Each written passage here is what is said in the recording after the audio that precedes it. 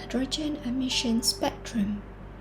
Electromagnetic radiation consists of radiation of all sorts of wavelength. It travels through space with the same speed, the speed of light, 3 times 10 to the power of 8 meter per second, but differ in frequency and wavelength. Frequency is the number of waves undergoes per second. The unit of frequency is per second or hertz. Wavelength is distance between identical points on successive waves. The unit can be nanometer, picometer, angstrom, meter, and etc. Electromagnetic spectrum. So this is a wavelength, frequency, type of radiation. This is the visible light type of radiation, the only type of radiation that we can see, the visible light.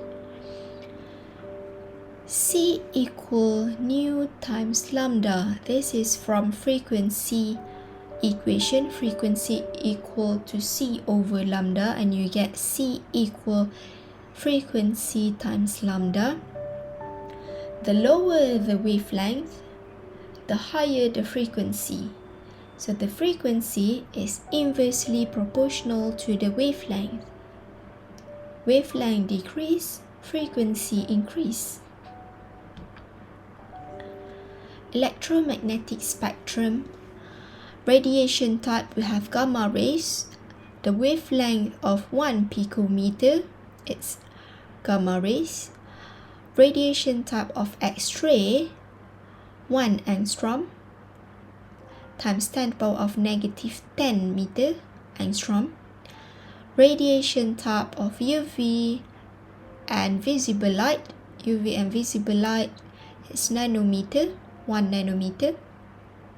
Radiation type of infrared, 1 micrometer, 1 millimeter can be infrared, micrometer infrared, millimeter infrared, the radiation type. Next radiation type is microwave, 1 centimeter. Radiation type of TV and radio wave, 1 meter.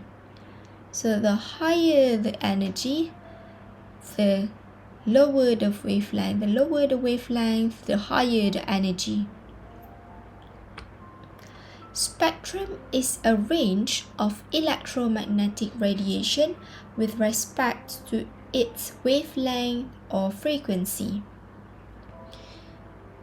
In order to determine spectrum, we look at the electromagnetic radiation range and we look at the wavelength or the frequency.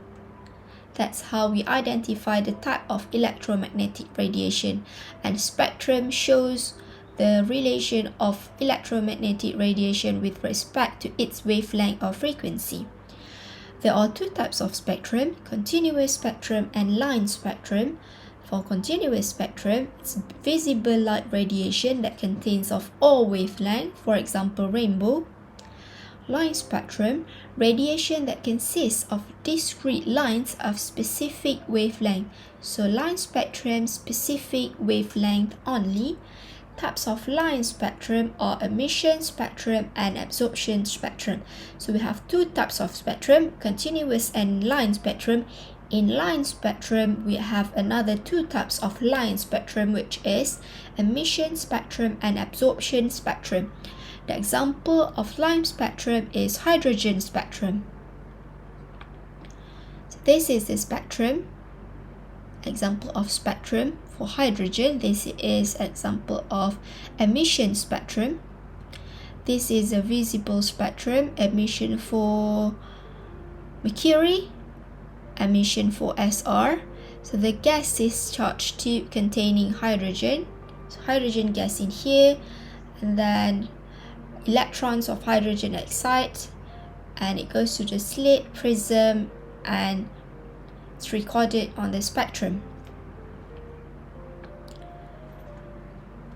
This is an example of line spectrum for sodium. This is sodium emission spectrum, and this is sodium absorption spectrum. If you see the difference between emission and absorption, whatever on emission doesn't show on absorption. it's in contrast. So whatever shows in sodium absorption spectrum doesn't show in emission spectrum. So you see this is black, like no light here. This is orange light here, like orange color. This is no color at all, so it's in contrast between emission and absorption. Hydrogen spectrum consists of discrete lines. This is a line, discrete line, hydrogen emission spectrum, of specific particular wavelength. When an electron drops from a higher level to a lower level, we know that from higher energy level to lower energy level, the energy is emitted or the energy is released. So when energy is released or emitted, the line form is emission spectrum. This is hydrogen emission spectrum. This is hydrogen absorption spectrum. The discrete line reflects the energy is quantized. So whatever on the emission is not on the absorption. No line, no line, no line. So here there's line on emission, no line on absorption. So they are in contrast, absorption and emission.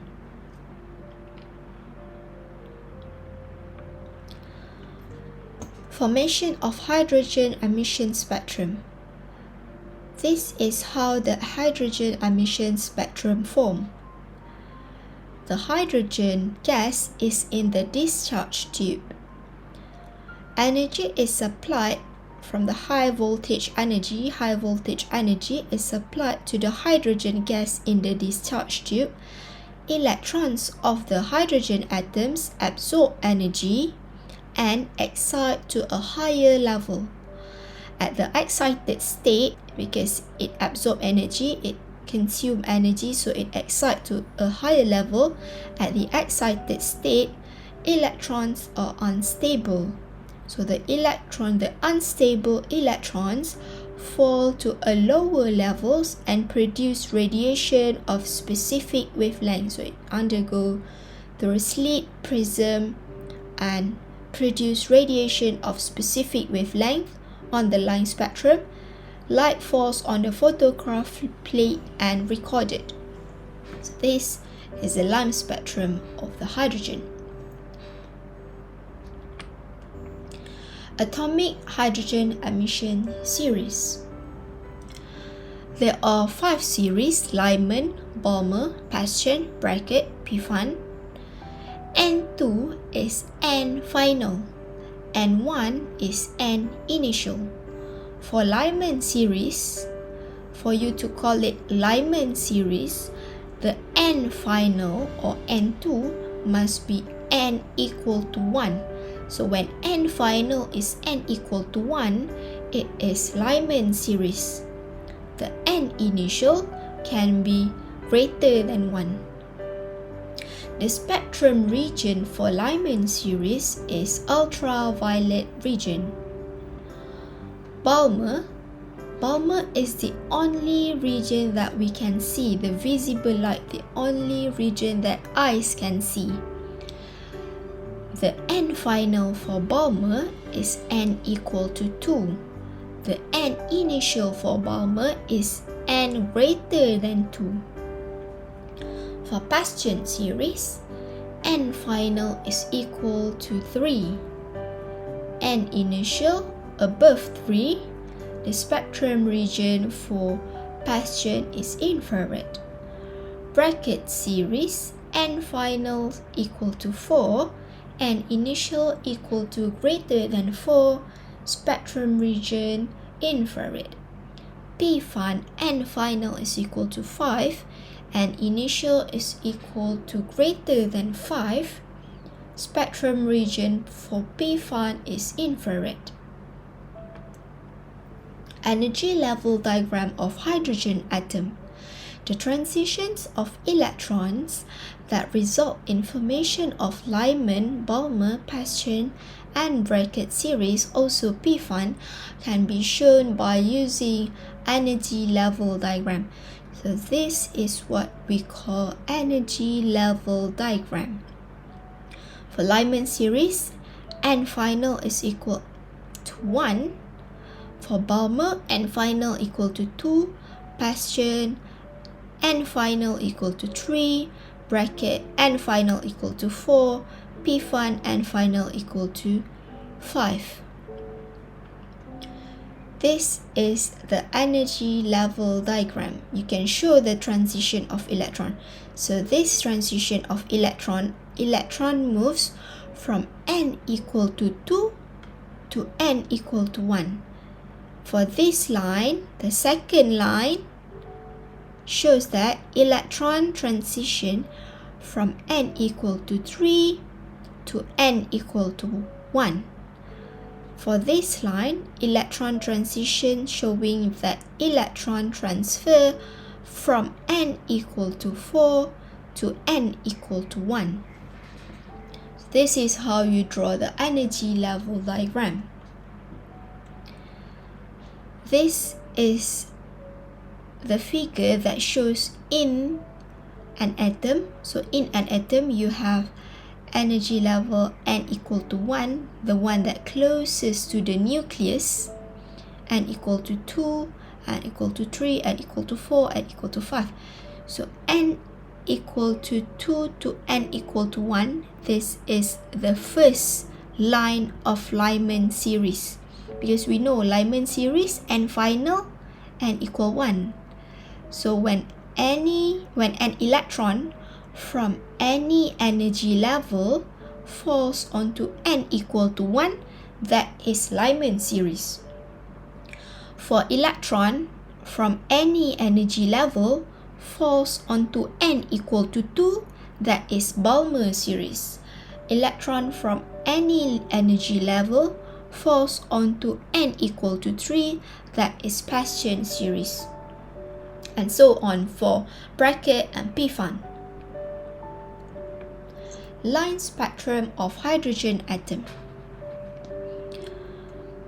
This is the energy level diagram. The final n equal to 2. So this is Balmer series because we know that n final, the electron falls onto n equal to 2. So this is the energy level diagram for Balmer series. This is energy level diagram, and this is line spectrum. This is what we call energy level diagram. This is line spectrum. So the first one, this is the first line, n equal 3, electron falls from n equal to 3 to n equal to 2. Second line, this second line indicates that electron falls from n equal to 4 to n equal to 2. The third line indicates that electron falls from n equal to 5 to n equal to 2. So we know that first line from 3 to 2, second line from 4, third line from 5, fourth line from 6. How to identify which one is the first line? The most left or the most right? It depends on the distance between the lines. If you notice, the distance between this line and this line is bigger than the distance between this line and this line. So the greatest distance between lines show that that particular line is the first line, because in the energy level diagram, the furthest distance is at the lower level of n. So from n3 to n2 is greater distance than n4 to n3, and n4 to n3 is greater distance from n5 to n4. So that's how we know this is the first line, because it has the greatest distance to the next line compared to this line. In drawing energy level diagram, make sure the distance between n3 and n2 is greater than the distance of n4 to n3, and n4 to n3 must be greater distance than n5 to n4, and so on. So this is the correct way in drawing the energy level diagram. Same goes to the line spectrum. Make sure it will become closer and closer. The line will become closer and closer as the n increases. Example, describe the transitions of electrons that lead to the formation of lines W and Y respectively. Here, we need to identify which one is the first one, which one is the last one. This is Balmer series. In Balmer series, we know that n final equal to 2. Our n final is 2 because it's Balmer series. So the electron, all the electrons will fall onto n equal to 2. Which one is n equal 3 falls onto n equal 2? That is the first line. On the left or on the right, look at the position. The line distance, this line and the line of W distance is further than this line to this line. So we know that this is the first line. This first line indicates that n equal 3 falls onto n equal 2. The second line indicates that n equal 4 falls onto n equal 2. This one, n equal 5 falls onto n equal 2, and so on. So we need to describe the transition of line W. Line W is the second line, so it is n equal 4 to n equal 2. The line is formed when electron makes a transition from n equal to 4 to n equal to 2. And Y, the last line, the line formed when electrons make a transition from n equals 7 to n equal to 2. How do we know it's n equal to 7? Because we start with n equal 3 to 2, n equal 4 to 2, n equal 5 to 2, n equal 6 to 2, n equal 7 to n equal 2. Rydberg equation. The wavelength of every line in hydrogen spectrum can be calculated by using Rydberg equation. So this example shows how to identify the first, second, and third line, and we identify the electron transition from energy level at particular energy level. But here, we use Rydberg constant to identify the wavelength. This is the equation to identify the wavelength. 1 over wavelength equal Rydberg constant times 1 over n1 square minus 1 over n2 square. Here, we don't use n final and initial. We use the n1 must be less than n2. So you need to identify who is n1, who is n2. So make sure the less value, which is n1, must be here. n2 must be here. Greater value of n must be here. So n1 must be less than n2. Wavelength, so n must be whole number 1, 2, 3 till infinity. This is a value of Rydberg constant. Calculate the wavelength of the third line of Balmer series. First line of Balmer, Balmer final n equal 2. That is n final n equal 2 because it's Balmer series. First line n equal 3 to n equal 2. Second line n equal 4 to n equal 2. Third line n equal 5 to n equal 2. We need to calculate the wavelength of the third line. So now we have n5, n2. This is the value of n for the third line. In order to calculate the wavelength, we don't consider initial or final. We have to note that n1 must less than n2. So which one is less? N equal to 2. So n equal to 2 must be n1. The greater value, n equal to 5. So n equal to 5 must be n2. So you put 2 here and 5 here.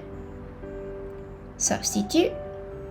RH, Rydberg constant. We have the value of Rydberg constant per meter. If you notice, we also have the value of Rydberg constant in joule. In calculating the wavelength, we need to know the wavelength. You must calculate using Rydberg constant with the unit per meter, because we are calculating the wavelength. The Rydberg constant with the unit of joule, that constant we use when we calculate the energy. So make sure you don't mix them up. Rydberg constant for wavelength, you must use this value that has unit per meter. So substitute Rydberg constant and you get, this is 1 over lambda. We need lambda, which is 1 over 2.303 times 10 power of 6 per meter, and you get 4.341 times 10 power of negative 7 meter. If the question asks you to convert in nanometer, you must convert in nanometer. If it doesn't say anything, you can just leave it in meter like this. N equal infinity. What happens if your n equal to infinity? What does that mean? The energy value approaches to 0. So when n equal to infinity, the value of E is equal to 0. It means the electron is no longer attracted to the nucleus, means the electron is not on the orbit anymore. It's not on the energy level of the atom anymore. Electron is removed from the atom. It's outside the atom. It's not on the energy level anymore. And it means the atom is ionized. So the atom is losing the electron. That is the meaning of when n equal infinity. So when n equal to infinity, when we remove the electron, the atom become ion. So when the atom becomes ion, we can calculate the ionization energy. Minimum energy needed for the complete removal of 1 mole of electron from 1 mole of gaseous atoms or ion. The keyword for the definition of ionization energy: minimum energy, complete removal, because you don't partially remove electron, you completely remove the electron. It's not only 1 electron, we remove 1 mole of electron. We don't remove only 1, remove 1 mole of electron from 1 mole of gaseous atoms. It must be in gaseous state. If you want to define ionization energy, it must be in gaseous state, whether it's from gaseous atom or it's from gaseous ions. So this is the definition of ionization energy. For hydrogen atom, the ionization process refers to energy required to remove 1 mole of electrons from n equal to 1 to n infinity. So you remove the electron. Hydrogen only has 1 electron. You remove that 1 electron from n equal to 1 to n equal infinity. This is how you calculate the ionization energy. N1, N initial, this is the delta E equation. Delta E equation, RH, N initial, N final. So our initial is 1, our final is infinity. This is the value for removing. When you calculate, this is the equation for just 1 electron only. But ionization energy, 1 mole. The delta E that you have now is 1 electron only. For 1 mole, we know that 1 mole hydrogen atom, we have 6.02 times 10 power of 23 hydrogen atom. But if we have 6.02 times 10 power of 23 hydrogen atom, because we need to remove 1 mole of hydrogen atom, this much. If 1 hydrogen atom, this is the energy. If 1 mole, cross multiplication, you get 1.312 times 10 power of 6 joule per mole. Per mole means for 1 mole. So for ionization energy, your unit must be in joule per mole or kilojoule per mole. Don't live in joule only. It must be joule per mole or kilojoule per mole.